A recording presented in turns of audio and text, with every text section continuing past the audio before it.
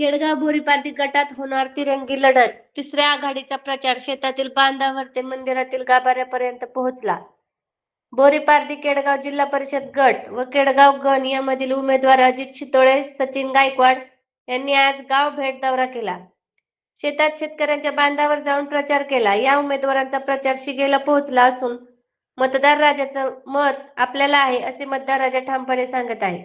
केडगाव येथील दत्त मंदिरात भाविकांची भेट घेऊन भाविकांबरोबर चर्चा करण्यात आली. भाविकांना देखील सांगितले आमचं मत तुम्हाला असणार असल्याचे स्पष्टपणे सांगितले. तसेच वाडी वस्तीवर जाऊन मतदारांपर्यंत पोहोचून मतदारांचा चांगला प्रतिसाद मिळत आहे. तरुण वर्ग मोठ्या प्रमाणात प्रचारात उतरल्याचे चित्र पाहावयास मिळत आहे. प्रचाराची धुरा प्रचार प्रमुख रामभाऊ अण्णा टुले यांनी हातात घेतल्याने ही तिरंगी लढत होणार हे निश्चित झाले आहे. जिल्हा परिषद गटाचे उमेदवार अजित शितोळे, केडगाव गणाचे उमेदवार सचिन गायकवाड यांनी आतापर्यंत जिल्हा परिषद बोरीपारधी केडगाव गट, केडगाव गण यांनी पिंजून काढला असल्याने दोन्ही उमेदवारांना विजय निश्चित होईल याची खात्री आहे.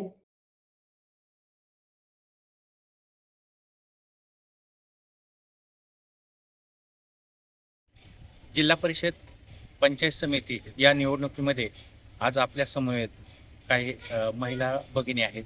त्यांच्याकडून जाणून घेणार की त्यांचं जे मतदान आहे ते कोणाला राहणार आहे. औषध तुम्ही कुठं आले? कुठलंच आहे बाळ? तुमचं नाव?